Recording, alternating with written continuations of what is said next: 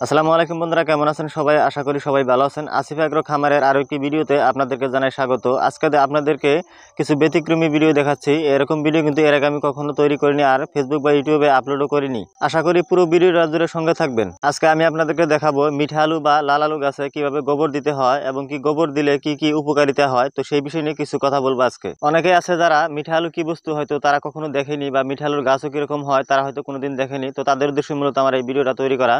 তো যারা দেখেননি তারা দেখবেন যে আজকে আমি মিঠা আলু গাছে কিভাবে গোবর লাগিয়ে দেই, মিঠা আলু গাছে কেন আমরা গোবর দেই, আর গোবর দিলে কি উপকার হয়, তো সেই বিষয় নিয়ে কিছু কথা বলবো। আশা করি পুরো ভিডিওটা জুড়ে সঙ্গে থাকবেন।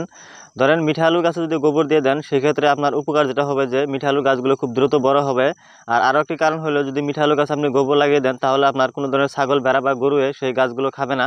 তো না খাওয়ার কারণে আরও দেখা যাবে খুব দ্রুত এই গাছগুলো বড় হবে। মিঠা আলু গাছে গোবর দিতে আপনাকে কি কি করতে হবে, তো সেটাই এখন বলবো। যে গোবর দিতে হলে আপনার পানি লাগবে, তার সাথে গোবর লাগবে। তো দুইটার একসাথে মিক্স করে তারপর আপনি গাছের উপর ছিটিয়ে দিতে পারবেন। আর ছিটিয়ে দিলে দেখা যাবে গোবরটা যখন গাছে লেগে যাবে, লেগে যাওয়ার পর ওখানে আর কোনো ধরনের ছাগল বেড়াও যাবে না, আর গাছগুলো দ্রুত বড় হবে।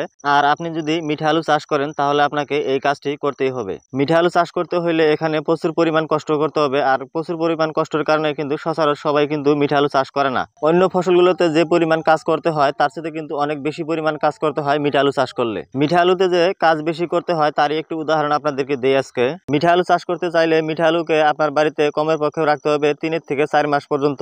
তো রাখার পর এগুলো জুন বা জুলাই মাসের দিকে দেখা যাবে যে এগুলো সুন্দরভাবে গ্যাস নিয়ে নেবে। আর গ্যাস নেওয়ার পর এগুলোকে যে কোনো একটা জায়গায় প্রথমে আপনাকে লাগাতে হবে। লাগানোর পর গাছগুলো ওখানে বড় হবে, আর বড় হইতে কম করে হলেও 2 মাস সময় নেবে। তো 2 মাস সময় নেওয়ার পর ওখান থেকে আবার ওইগুলোকে উঠাতে হবে। তো উঠানোর পর ওইগুলোকে আবার আধা বা 1 ফুটের মতো কাটিং দিতে হবে। কাটিং দেওয়ার পর ওগুলোকে নিয়ে আপনার যে মেন জমিটা আছে যেখানে আপনি আলু চাষ করবেন, তো ওখানে নিয়ে লাগাতে হবে। আর ওখানে লাগাইতে হলে আপনাকে ব্যবহার করতে হবে নাঙল। নাঙল দিয়ে লাগাতে হবে, যেভাবে গোটা আলু চাষ করে থাকে নাঙল দিয়ে, তো ঠিক সেইভাবে কিন্তু মিঠা আলুকে লাগাইতে হলে আপনার নাঙল লাগবে।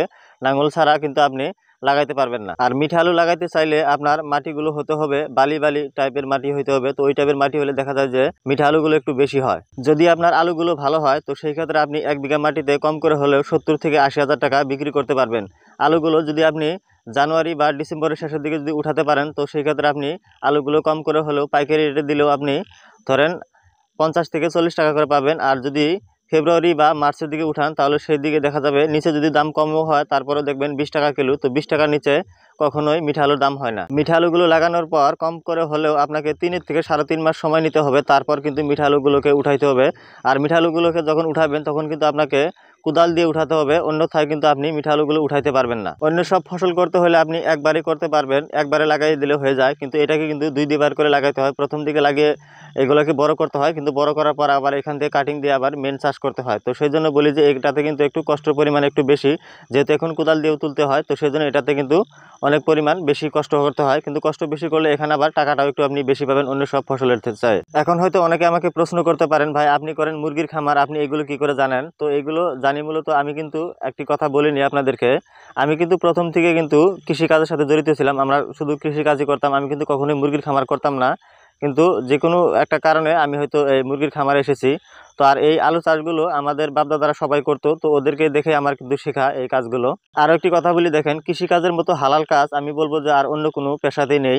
তো সেজন্য এখানে যতটুকু আপনি মেহনত করবেন ঠিক ততটুকু আপনি এখান থেকে ফল পাবেন। তো সেই জন্য কৃষিকাজটা হলো যে সবচেয়ে হালাল একটি কাজ। যাই হোক, আজকের মতো এই পর্যন্ত। সবাই একটু আমার জন্য দোয়া করবেন। আর কৃষিকাজকে যারা ভালোবাসেন তারা অবশ্যই আমার আসিফ এগ্রো নামের ইউটিউব চ্যানেল এবং ফেসবুক পেজটি ফলো এবং সাবস্ক্রাইব করে রাখবেন। আসসালামু আলাইকুম।